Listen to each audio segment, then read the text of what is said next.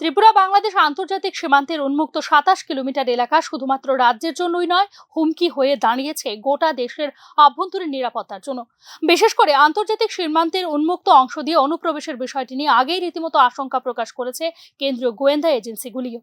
এবার ত্রিপুরায় আন্তর্জাতিক সন্ত্রাসবাদী গোষ্ঠী আল কায়দার নেটওয়ার্কের সন্ধান পেল ন্যাশনাল ইনভেস্টিগেশন এজেন্সি বা এনআইএ।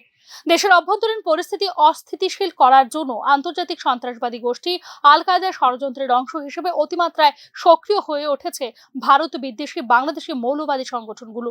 ঘটনার তদন্তক্রমে সোনামুড়া মহকুমার অধীনে তেতাইয়ামুড়ায় কাউচার আহমেদের বাড়িতে অভিযান চালায় এনআইএ।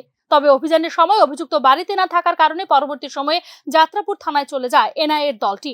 পরবর্তী সময়ে ২১ নভেম্বর সকাল ১১টায় আহমেদাবাদের এনআইএ দপ্তরে উপস্থিত হওয়ার জন্য একটি নোটিশ জারি করে ফিরে যায় এনআইএ দলটি।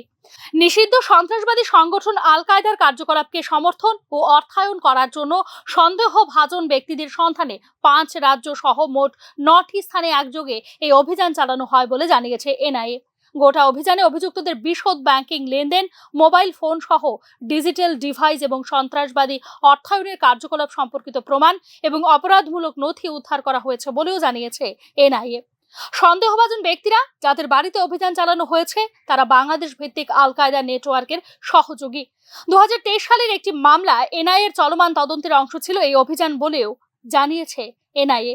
গত বছরের নভেম্বর মাসে ৪ বাংলাদেশি নাগরিক মুন্না খালিদ আনসারি উর্ফে মুন্না খান, আজহারুল ইসলাম জাহাঙ্গীর উর্ফে আকাশ খান, আব্দুল লতিফ উর্ফে মমিনুল আনসারি এবং পঞ্চম অভিযুক্ত ভারতীয় নাগরিক ফরিদকে গ্রেফতার করে এনআইএ। আল কায়দার সন্ত্রাসী কর্মকাণ্ড প্রচার করা এবং ভারতের নির্দোষ যুবকদের উগ্রবাদী করার উদ্দেশ্য ছিল গ্রেফতার হওয়া যুবকদের। তাদের স্বীকারোক্তি মূলেই তাদের সহযোগীদের সন্ধানে এই হানা বলে জানিয়েছে এনআইএ। তারা সক্রিয়ভাবে ভারতের দুর্বল মুসলিম যুবকদের উগ্রবাদীকরণ এবং অনুপ্রাণিত করা, আল কায়দার সহিংস মতাদর্শ ছড়িয়ে দেওয়া, তহবিল সংগ্রহ এবং আল কায়দার কাছে এই তহবিল হস্তান্তর করার জন্য সক্রিয়ভাবে জড়িত ছিল বলে জানিয়েছে এনআইএ।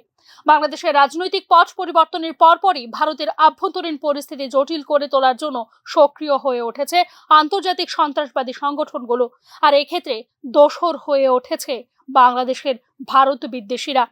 আসাম, পশ্চিমবঙ্গ এবং ত্রিপুরার আন্তর্জাতিক সীমান্ত পথে ক্রমবর্ধমান অনুপ্রবেশেও তাদের ষড়যন্ত্রের অংশ বলে জানতে পেরেছে গোয়েন্দা এজেন্সিগুলি। ব্যুরো রিপোর্ট, নিউজ নাও।